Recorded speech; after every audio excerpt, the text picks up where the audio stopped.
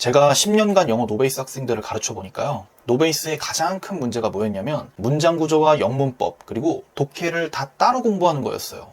문장 구조랑 영문법을 따로 백날 공부해봐야 점수 안 올라요. 제가 노베이스일 때 그랬거든요. 근데 제가 문장 구조랑 영문법을 이어주는 수업을 하니까요. 제 노베이스 수강생은 한 달도 안 돼서 바로 4등급에서 2등급으로 점수가 오르더라고요. 이게 그냥 영어 공부의 본질이에요. 안녕하세요. 쉽게 배우는 영어 팟캐스트 영어 이재쌤입니다. 오늘은 제목에 적은 것 같이 제가 10년간 학생 가르치면서 가장 효과 본 영어 노베이스를 최단기간 탈출하는 공부법 말씀드리겠습니다. 우선 제가 학창시절 이야기를 먼저 해보려고 해요. 저도 학생 때는 영어 노베이스였어요. 특히 저는 중고등학교 때 진짜 공부 많이 했거든요. 특히 영어를 가장 못해서 항상 영어를 가장 많이 공부했어요. 그럼에도 불구하고 영어가 가장 성적이 안 나왔어요. 제가 학생 때는 인강도 거의 없었고요. 시골이라 좋은 학원도 거의 없었어요. 그래도 영어 잘하고 싶어서 멀리 좋은 학원 찾아도 다녀보고 그 당시 얼마 있지도 않던 그런 영어 인강을 유료 결제해서 보기도 하고요. 100만 원짜리 영어 프로그램도 사서 공부해보기도 했어요. 근데 어떤 걸로 공부해도 영어는 항상 어렵더라고요. 뭔가 배워도 뜬구름 잡는 것 같달까요? 뭐 투부정사가 있다고 치면 투부정사를 2 플러스 동사라는 걸로 배우고 명사적 용법, 형용사적 용법 막 그런 게 있다. 이렇게 열심히 암기를 하고 개념 문제도 풀었어요. 그리고 그때는 다 이해한 것 같았어요. 근데 나중에 내신 문제나 모의고사 문제를 풀다가 답을 모르겠어서 해설지를 찾아보면 이게 투부정사 문제였다 이렇게 나오는 거예요. 아니 분명 저는 배운 개념이고 나름 이해했다라고 생각하는 개념인데 이상하게 문제 풀 때는 딱딱 들어맞지 않는 느낌이 드는 거죠. 아 뭔가 내가 잘못하고 있나? 아니면 내가 너무 멍청한가? 계속 이런 생각을 하게 됐어요. 그러다가 한참 나중에 이제 영어를 깨닫게 되는 계기가 있었는데요. 제가 멍청한 게 아니라 제가 영어를 너무 잘못 배우고 있었더라고요. 영어에서 가장 중요한 본질을 놓치니까 당연히 성적이 오르지 않고 있었던 거예요. 영어는요, 구조가 너무나 중요한 언어예요. 이 구조를 모른 채로 영문법을 자꾸 바꾸고 해석을 배우니까 다 뜬구름 잡고 감에 의존해서 해석한다는 느낌이 들었던 거예요. 마치 건물을 짓기 전에 골조를 먼저 세우고 건물을 만들어야 무너지지 않는 것처럼 영어도 문장 구조 위에 영문법과 해석을 탄탄하게 쌓아가야 무너지지 않는 거거든요. 근데 그거를 몰랐던 거예요. 자, 바로 이게 노베이스들이 반드시 해야 할 공부예요. 영어 문장 구조 위에 영문법과 해석을 차근차근 쌓아가는 그 공부요. 이걸 구문독해라고 불러요. 아마 구문독해라는 말은 노베이스 학생들도 많이 들어봤을 거예요. 그래도 이 구문독해를 오해하는 학생들이 참 많거든요. 그래서 제가 아주 간략하게 구문독해가 어떤 건지 설명을 한번 드려볼게요. 영어랑 우리말의 차이가 뭘까요? 제가 한 연구를 찾아보니까요. 영어랑 정반대에 있는 언어가 3가지가 있는데 그게 바로 한국어, 중국어, 일본어더라고요. 영어랑 한국어는요. 너무너무 다른 언어예요.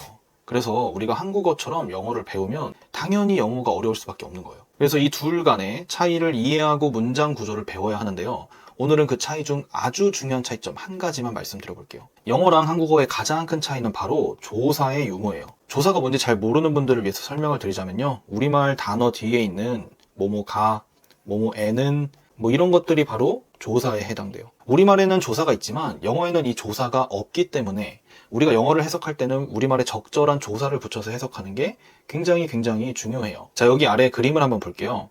왼쪽에 있는 남학생이 민수, 오른쪽에 있는 여학생이 지우라고 해볼게요. 자, 민수가 지우를 좋아한다 라는 말을 할 때 민수가 지우를 좋아한다 라고도 표현할 수 있지만 다르게도 표현할 수 있죠.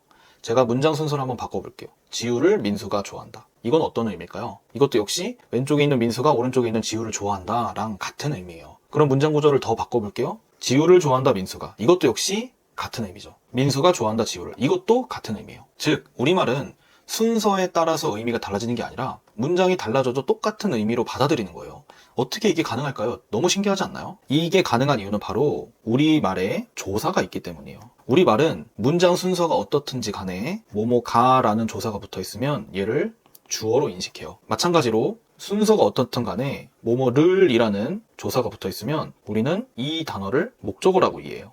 그래서 우리말은 문장 구조가 막 달라져도 같은 의미로 이해할 수가 있는 거예요. 자, 근데 만약에 조사가 없이 문장이 쓰였다라고 한번 해볼게요. 민수, 지우 좋아한다. 그럼 누가 누구를 좋아하는지 잘 알 것 같나요? 잘 모르겠죠. 지우, 민수 좋아한다. 이것도 역시 누가 누구를 좋아한다는 건지 명확하지 않아요. 그리고 이 위의 말과 아랫말이 같은 건지조차도 확실하지 않죠. 자, 근데 있잖아요. 바로 이렇게 조사 없이 생긴 언어가 누구냐면 영어예요. 그래서 민수, 지우 좋아한다는 민수, 지우, likes 이렇게 써 있는 것과 똑같은 거예요. 조사가 없이 쓰여서 어떤 말을 하는 건지 명확하지 않은 거죠. 그러면 영어는 정말 조사가 없냐? 그렇진 않아요. 조사가 없진 않고 영어는 자리에 따라서 조사를 넣어줘야 돼요. 자, 아래에 짧은 문장들이 있는데요. 이 문장을 한번 볼게요. money count. 이거는 돈이 중요하다라는 뜻일까요? 돈을 세다라는 뜻일까요? 참고로 count는요, 세다, 중요하다 라는 뜻, 두 가지 뜻이 다 있어요. 그러면 money count는 돈이 중요하다, 돈을 세다. 둘 중에 어떤 게 될까요? 만약 해석을 감으로 하는 사람이었다면요, 어떻게 해석해야 하는지 아마 정확하게 구분하지 못했을 거예요. 아래 문장도 볼게요. buying tickets pays. 이건 역시 pay가 지불하다, 이익이 되다라는 뜻이 있어서요, 두 가지 의미가 다 가능할 것 같아요. 티켓을 사려고 지불하다, 티켓을 사는 것은 이익이 된다. 어떤 게 맞는 건지 감으로 해석하는 분들은 아마 정확하게 해석을 구분하지 못할 텐데, 자, 답은 돈이 중요하다, 티켓을 사는 것은 이익이 된다 라고 해석을 해야 돼요. 자, 왜 그러냐면요, 영어는 가장 앞에 있는 명사를 주어로 받아들여요. 주어로 받아들인다는 건요, 주어에 은는 이가라는 조사를 붙여줘야 된다는 말이에요. 그래서 돈이라고 해석이 돼야 되기 때문에 돈을 세다가 될 수는 없겠죠. 마찬가지로 buying tickets가 은는 이가가 붙어서 해석이 돼야 되기 때문에 티켓을 사려고 지불하다는 해석이 될 수 없겠네요. 그래서 정답은 티켓을 사는 것은 이익이 된다, 이렇게 해석이 되는 겁니다. 자, 그러면 적절한 조사를 어떻게 넣어야 될까요? 어떤 기준을 가지고 넣어야 될까요? 사실 우리는 모두 이걸 배웠어요. 그게 뭐냐? 바로 오형식이에요. 문장의 오형식. 아마 대부분 노베이스 학생은요, 이 문장의 오형식을 되게 가볍게 여겼을 거예요. 또는 배우긴 배웠지만, 뭔가 중요하다고 배웠지만 어떻게 활용해야 하는지를 잘 몰랐을 거예요. 이 문장 구조를 반드시 외워야 하고요. 그리고 거기에 각 자리에 어떤 조사가 들어야 하는지까지 정확하게 외워줘야만 해요. 왜냐면 영어는 조사가 없는 언어이기 때문이죠. 오른쪽에 있는 1형식 예시 예문을 볼게요. A bird는 새 한 마리, got up은 일어났다 라는 뜻이죠. 자, 이 영어는 그냥 이렇게 써 있는 거예요. 새 한 마리, 일어났다. 그러나 우리말은 이렇게 쓰면 이상하죠. 여기에 뭘 집어넣어줘야 되나요? 새 한 마리, 가, 일어났다. 이렇게 조사를 붙여 넣어줘야만 우리나라 사람들은 이게 정확히 어떤 의미인지 이해하기가 쉬워져요. 3형식 문장도 볼게요. 주어, 서술어, 목적어. 주어는 은는 이가, 서술어인 을을. 오른쪽 예문을 보니까요, I는 나, want는 원하다, to go travel은 여행을 가는 것. 자, 여기에는 조사가 없는 채로 있는 거죠. 그렇기 때문에 나는 이라는 조사를 붙여줘야 되고요. 여행을 가는 것을 이라는 조사를 붙여주면 그때 우리나라 사람들이 이 문장을 정확히 이해하기가 쉬운 거예요. 나는 여행 가는 것을 원한다 라고요. 자, 이렇게 뼈대를 다 잡고, 문장의 오형식의 뼈대를 다 잡고 나면요, 이제는 그 오형식 위에다가 영문법을 추가해서 배울 수 있어야 돼요. 여러분이 지금까지 배웠던 모든 영문법은요, 사실 다 1형식에서 5형식의 어느 자리에 다 들어갈 수가 있어요. 예를 들어 아마 되게 어렵게 생각하고 있을 투부정사라는 개념이 있을 거예요.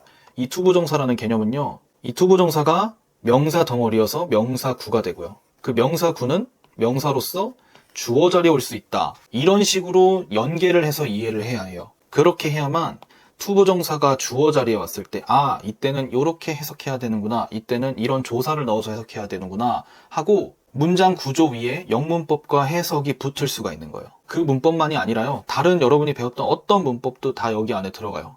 자, 이렇게 여러분이 배운 모든 문법을 문장 구조 위에 차곡차곡 쌓아가면요, 그때 비로소 이 영어가 하나의 그림처럼 그려지기 시작할 거예요. 이게 바로 여러분들이 하셔야 될 구문독해 공부 방법이에요. 노베이스라면요, 반드시 이렇게 구문독해 공부를 시작해야 합니다. 구문독해 공부하려면요, 시중한 유명한 교재가 엄청 많아요. 천일문, 해커스 구문독해 100, 빠른 독해, 바른 독해, 구문편 등등 있지만요, 저는 조금 더 천일문 교재를 추천하는 편이에요. 여러분의 실력에 따라서 어떤 교재를 고를지 서점에 가서 한번 살펴보는 걸 추천드리고요. 이 교재 중에 자기한테 맞는 거 하나 선택해서요, 반드시 구문 독해를 공부하면서 그 위에 영문법과 독해를 쌓아가야 돼요. 이렇게 딱 3개월만 제대로 공부해 보시면 반드시 노베 탈출할 수 있을 거라고 장담드립니다. 근데 아마 이렇게 공부하는 게 혼자 힘으로는 쉽지 않을 거예요. 아마 혼자 이렇게 할 줄 알았다면 사실 이미 노베이스는 이미 탈출했을 수도 있어요. 그래서 영문법과 구문을 같이 가르쳐주는 강의를 찾거나 그런 학원을 찾아서 등록하는 걸 저는 강력히 추천을 드리고 있어요. 저도 지금 핵심만 간추린 영문법 교재 하나를 만들어가지고 천일문 교재랑 병행해서 수업을 하고 있어요. 영어 문장 구조 위에 영문법과 해석을 쌓아가는 그런 수업이요. 그냥 인강과는 다르게 저는 그룹으로 학생을 묶어서 총 3개월 과정으로 수업도 하고 숙제해온 걸 점검하면서 자세하게 피드백하는 식으로 수업하고 있어요. 이 3개월 과정만 잘 따라와도 앞으로 혼자 공부하는 데는 무리 없을 거라고 저는 약속드릴 수 있을 만큼 아주 좋은 수업이에요. 혹시나 수업에 관해 궁금한 분들이 있다면 아래 고정 댓글에 있는 링크로 들어가서 연락을 주시면 됩니다.